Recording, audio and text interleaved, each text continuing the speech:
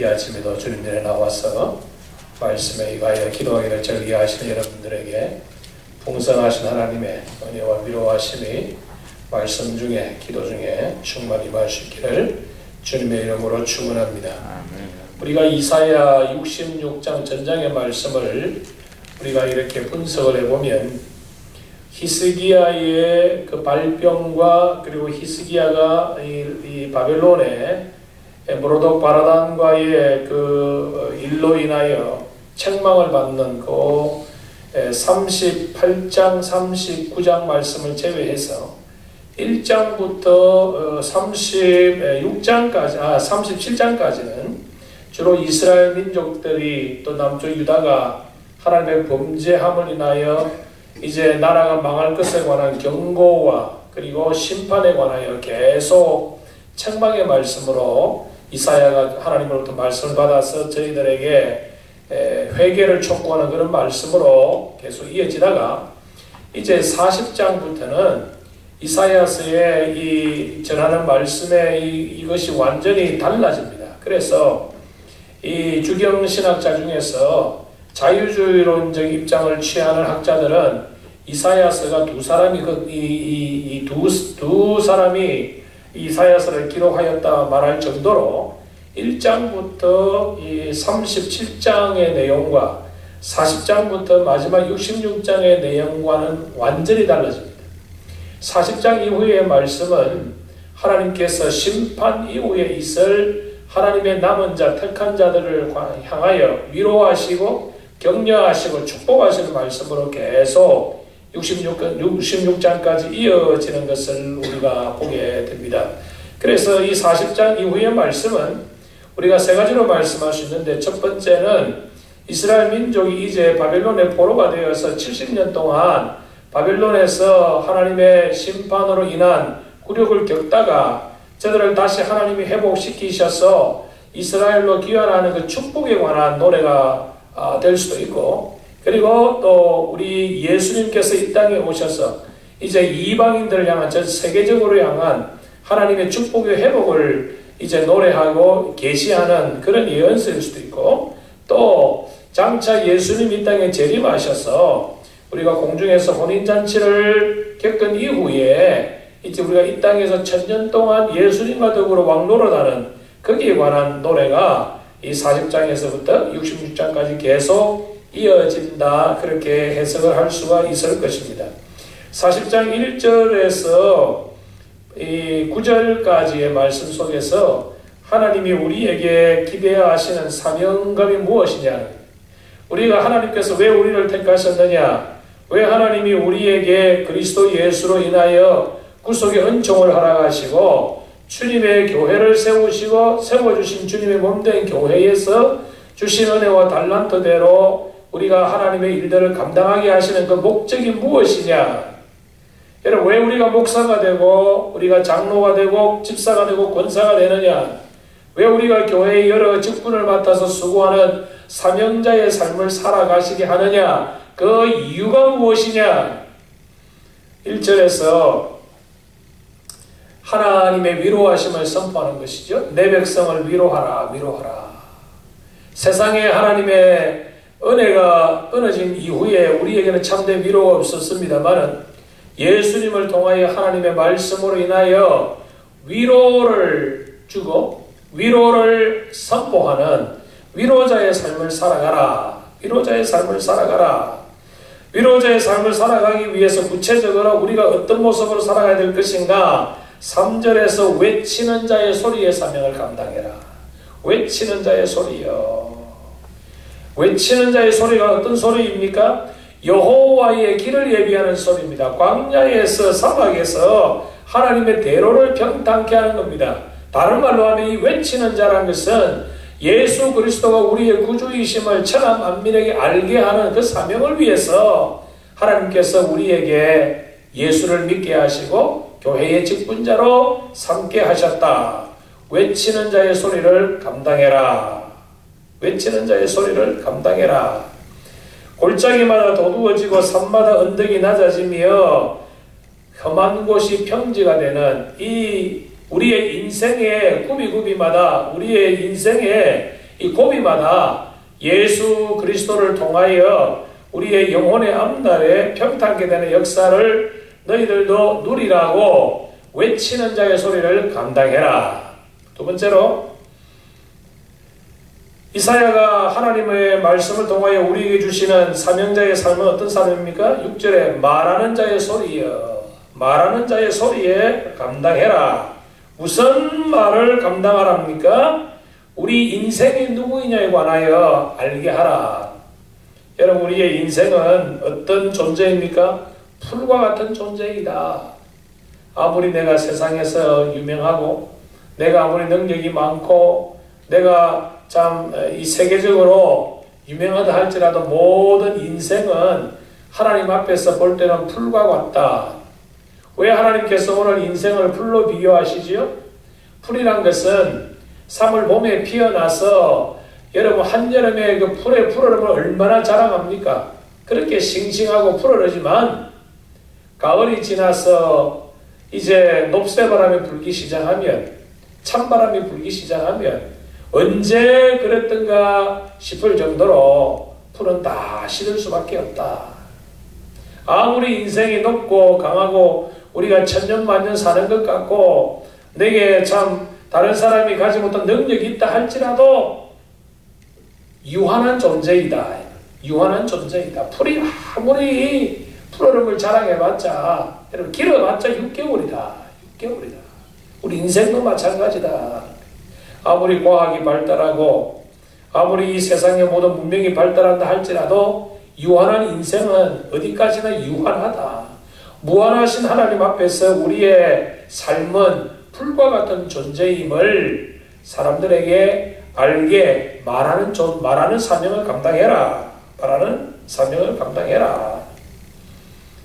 세 번째로 9절에서 그럼 이 인생의 풀과 같은 인생에 소망이 없다는 것이 아니냐? 아니다는 거예요. 풀과 같은 인생이라 할지라도 하나님의 택한 백성들에게는 어떤 아름다운 소식이 있다. 아름다운 소식을 전파하는 자의 사명을 살아가라. 그러므로 우리 알칸사 제일장로교회가 어떤 사명을 감당해야 됩니까? 외치는 자의 사명과 말하는 사명과 그리고 특별히 아름다운 소식을 전하는 이 사명을 온전히 감당하기 위해서 하나님께서 우리에게 교회를 주시고 하나님께서 우리에게 직분자를 주셨다. 사랑하는 성도 여러분, 우리는 다 풀과 같은 존재입니다.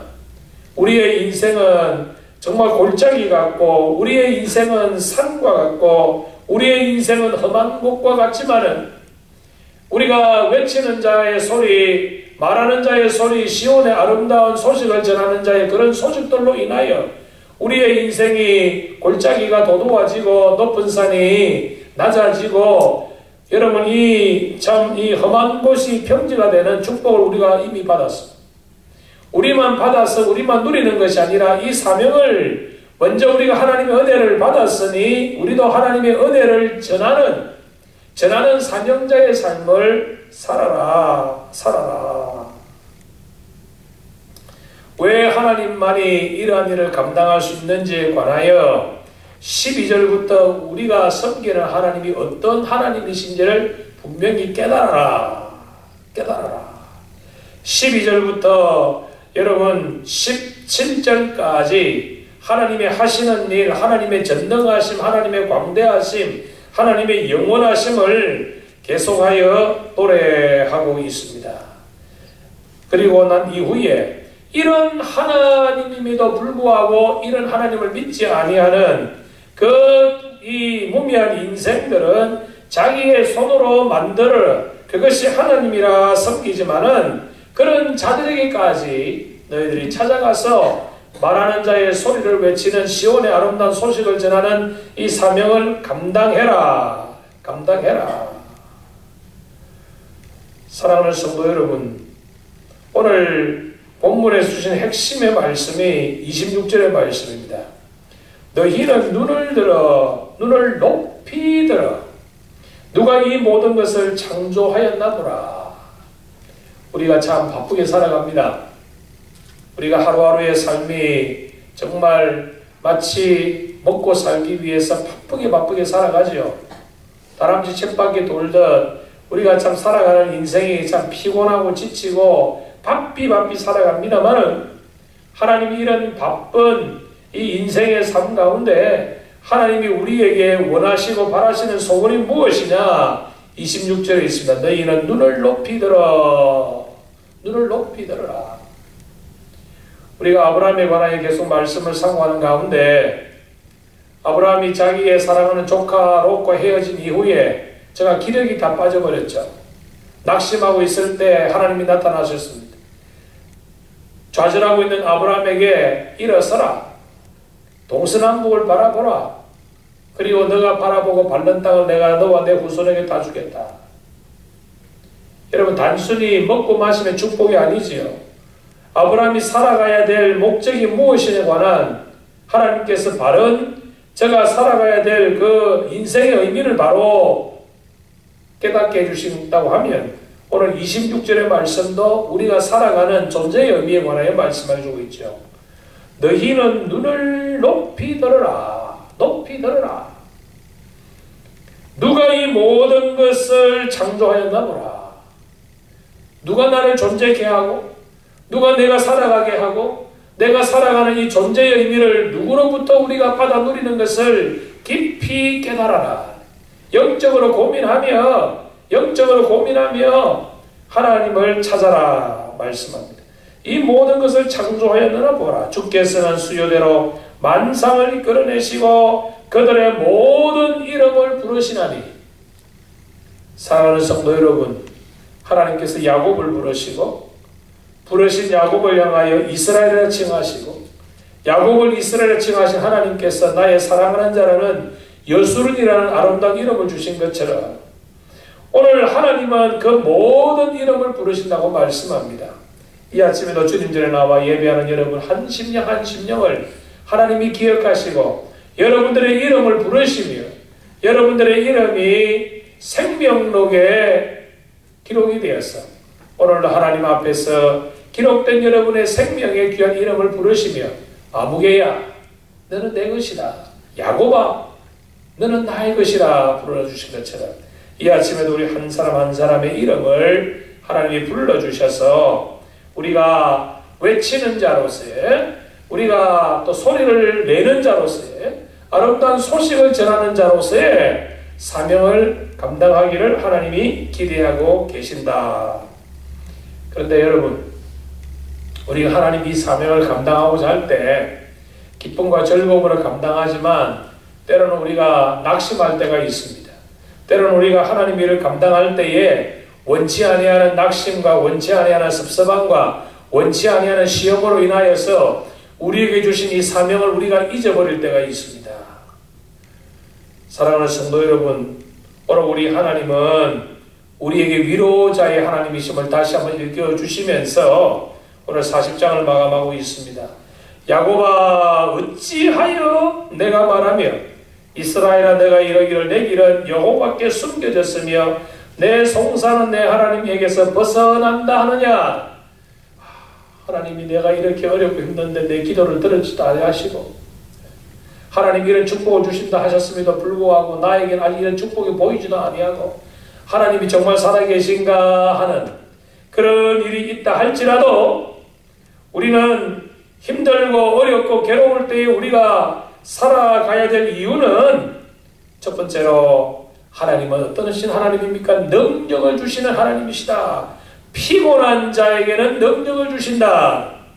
성도들, 여기 피곤하다는 것은 단순히 우리가 육신에 연약하여 피곤하다는 것이 아니죠. 오늘 본문의 전의 문맥을 살펴보면 외치는 자의 소리와 말하는 자의 소리와 아름다운 소식을 전하는 사명자로서의 삶을 살아갈 때에 나타나는 피곤함, 그 피곤한 모습에 하나님께서 능력을 더하여 주신다. 무능한 자에게는 힘을 더해 주신다. 때때로 우리는 하나님 앞에서 변명하지요. 하나님 내가 알지 못하고 나는 무능하고 능력이 없어서 하나님이 일을 하지 못합니다. 아닙니다. 예수 그리스도를 구주로 믿어지는 순간부터 우리는 외치는 자와 우리는 소리를 내는 자와 아름다운 소식을 전하는 사명자의 사명을 주셨으니 내가 할 수 없다, 무능하다, 천만에요. 하나님이 힘주시는다는데 누가 하지 못한다고 감히 말할 수 있느냐. 세 번째로 우리 하나님은 어떤 하나님입니까? 새 힘을 주시는 하나님. 우리에게 능력을 주시고 우리에게 힘을 더하시고 우리에게 새 힘을 주시는 그 하나님, 그 하나님을 오늘도 우리가 믿고 의지하고 나아갈 수 있기를 바랍니다. 성도 여러분, 피곤하십니까? 단순한 육신적인 피곤함이 아니고 여러분 영혼의 피곤함을 느끼시냐 그 말이죠. 여러분 소년이라도 피곤하고 곤비하다. 여러분 소년은요 한참 아주 인생에 있어서 가장 피곤함을 모를 때가 이 소년의 시대 아닙니까? 모든 것을 다 할 수 있다는, 좀 적게 먹고 적게 자도 여러분 빨리 회복하는 것이 소년의 특징이 아닙니까? 장정이라도 여러분 인생에 있어서 가장 힘이 강대한 그 클라이맥스의 모습이 장정이다. 장수와 같은 그런 사람들이 넘어지고 쓰러진다 할지라도, 그들과 비교할 수 없이 연약한 우리의 모습이라 할지라도 전능하신 하나님이 우리와 함께해 주시고 전능하신 하나님이 우리에게 힘을 내어 주시니, 비록 내가 죽음을 앞두고 있는 노쇠한 모습이라 할지라도 하나님이 함께 하시면 독수리처럼 날개치며 올라갈 것이다.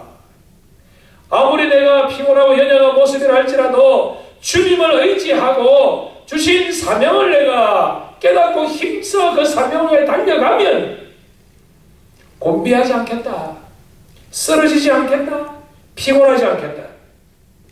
성도 여러분, 육신적으로는 피곤할 수밖에 없습니다. 그러나 영적으로 우리가 하나님이 주신 사명을 위하여 우리가 힘차게 달려가면 쓰러지고 곤비하고 넘어질 수밖에 없는 환경이라 할지라도 하나님이 힘주시고 하나님이 세워주시고 하나님이 달려가게 하시고 하나님께서 주신 사명을 감당하게 하신다. 성도 여러분, 이 세상에서는 우리가 육신적인 일 때문에 제한이 있죠. 피곤하지요. 힘들지요. 섭섭하지요. 괴롭지요. 그럼에도 불구하고 주신 사명을 끝까지 붙들고 나아가면 하나님께서 능력을 주시고 하나님께서 힘을 더해 주시고 하나님께서 새 힘을 주신다. 사랑하는 성도 여러분, 우리 하나님 어떠신 하나님입니까? 좋으신 하나님. 좋으신 하나님. 좋으신 하나님. 이 좋으신 하나님 앞에 오늘 여러분이 간구하시고 오늘 이 좋으신 하나님을 의식하시면서 이 하루를 나아갈 때에 하나님이 예비하신 아름다운 위로와 격려와 소망과 안위가 여러분의 삶 속에 오늘도 풍성히 임하는 복된 하루가 되어지기를 주님의 이름으로 축원합니다.